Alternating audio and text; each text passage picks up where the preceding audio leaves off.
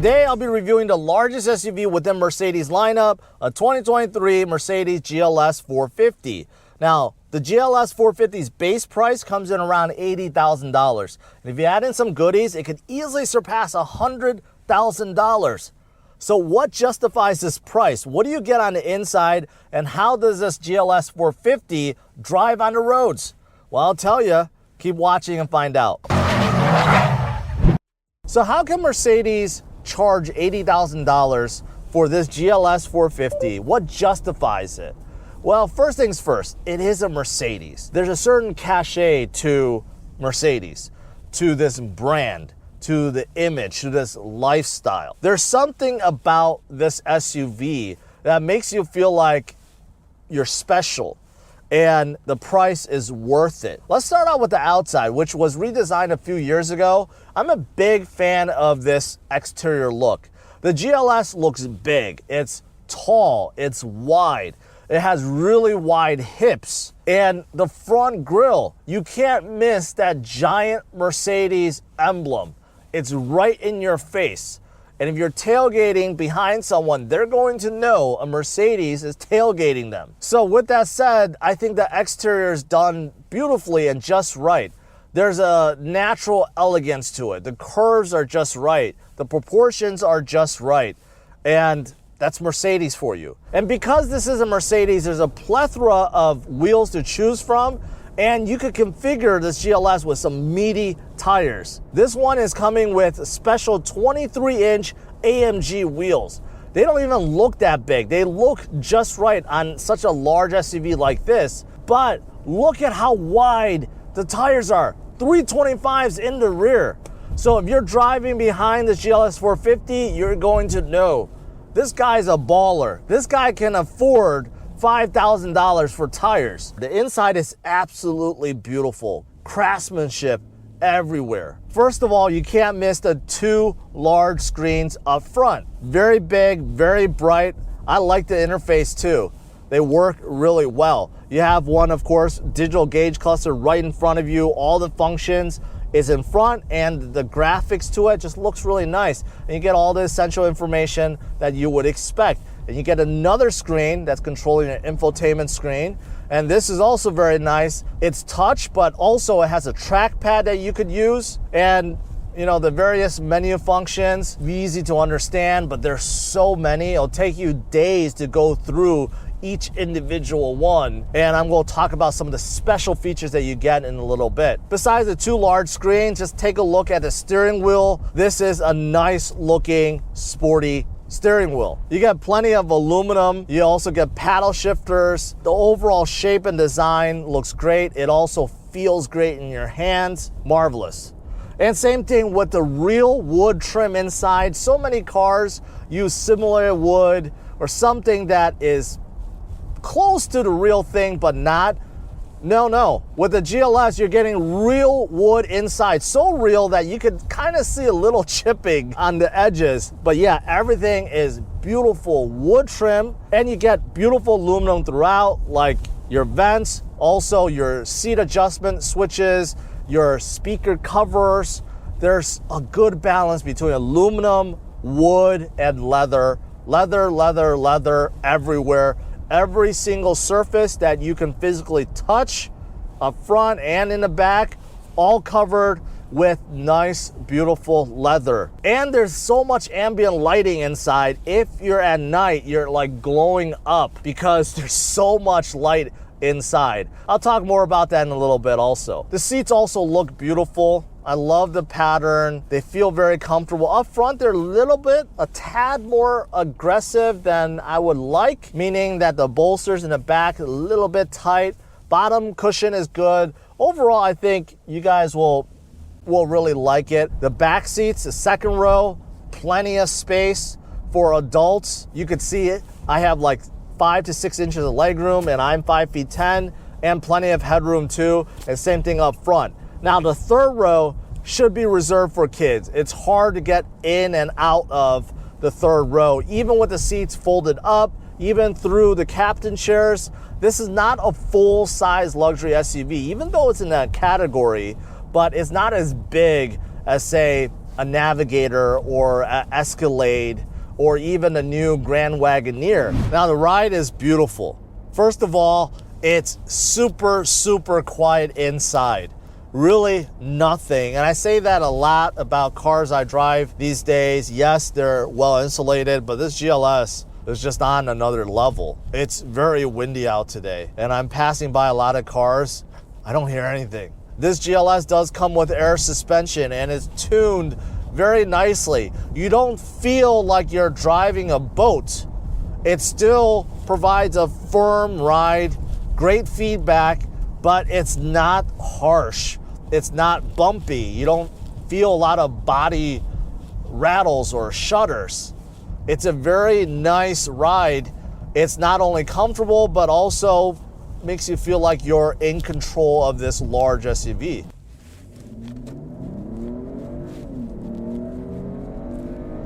Acceleration is also good.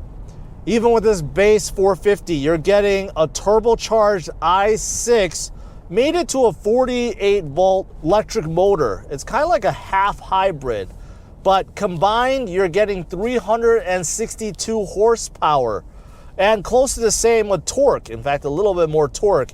And 0 to 60 comes in at 5.5 seconds for such a large SUV. And that's the base. If you wanted more power, you could get a GLS 580, which comes with a turbocharged V8. And that one is pushing 483 horsepower.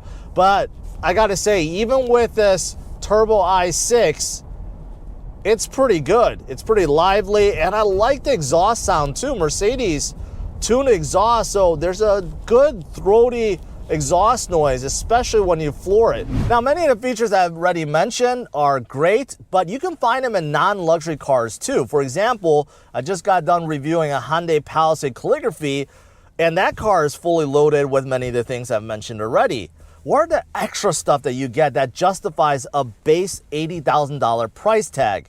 Well, let me tell you. So there's additional button next to the driver's heated and ventilated buttons. And if you hit that and enable it, well, now you can turn on and off the ventilated function and the heated function for the passenger seat. Also, you could adjust the seat. You can move it forward, backwards. You can even adjust the headrest from the driver's side. Something you won't find in a non-luxury car. Now, because the GLS does have air suspension, there's an extra button in the rear that will lower the height of this GLS so that it's easier for you to lift things in. You also get switches to fold down your third row and second row.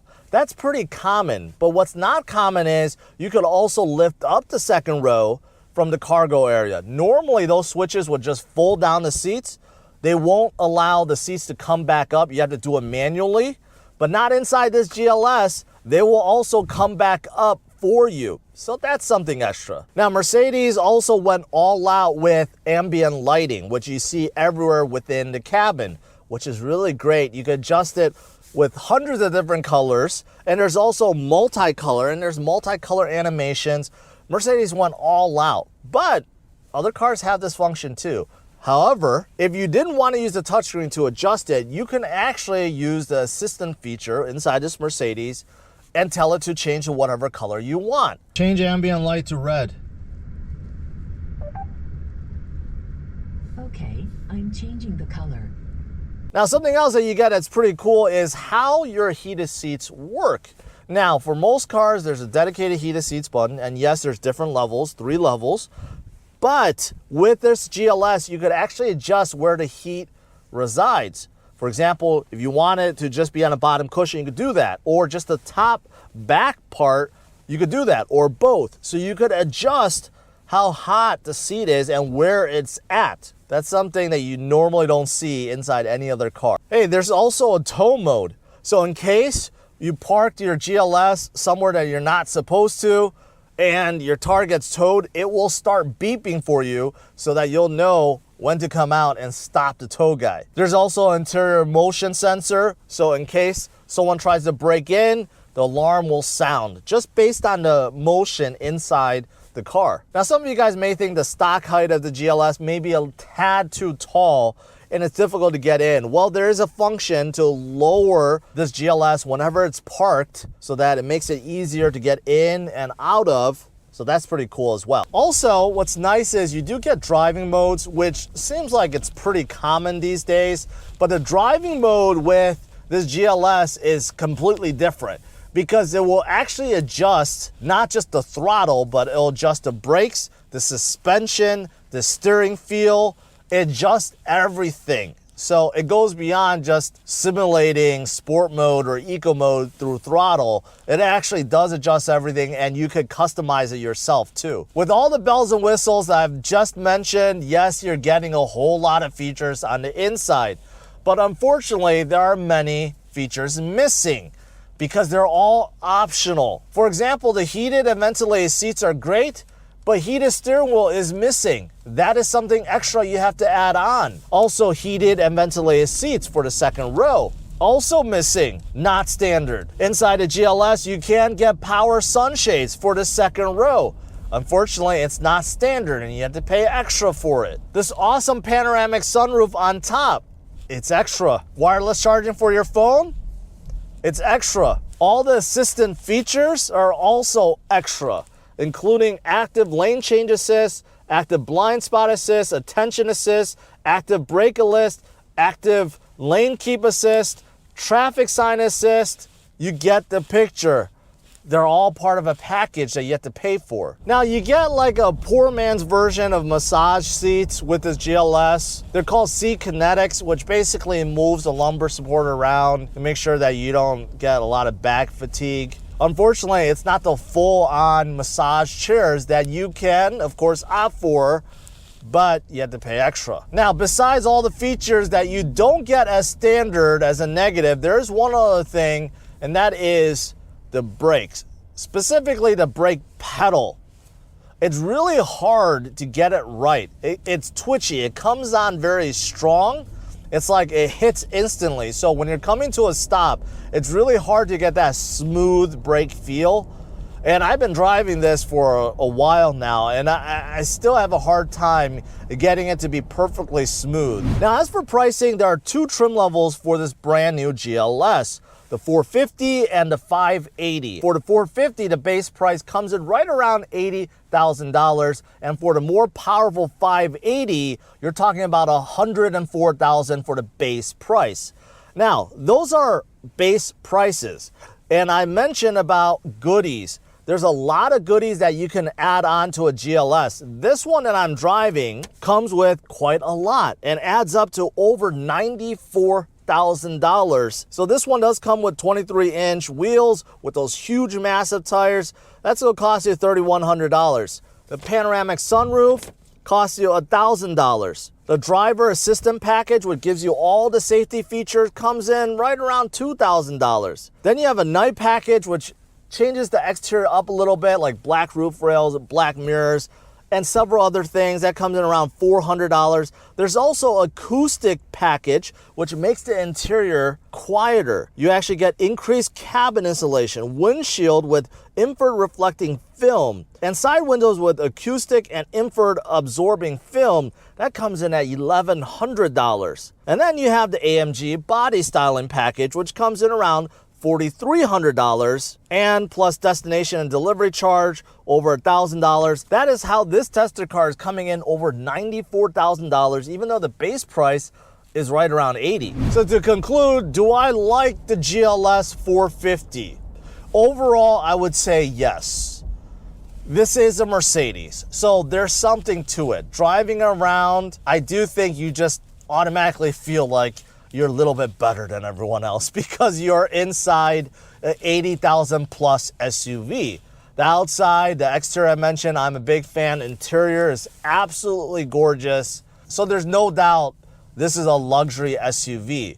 This GLS also drives great. It's plenty fast, it's super quiet, it's comfortable, and you get plenty of space on the inside too, despite not being a full-on, full-size luxury SUV. But the only problem is it's very expensive. Even with the base model, you're missing a whole lot of standard features that other cars now include absolutely free. So even though there's a plethora of options to add on, expect to pay a whole lot for them. And that is why a GLS can easily be configured well above $100,000. So thanks for watching. Smash up the like, subscribe to the channel, and stay tuned for my future videos. Take care. Bye-bye.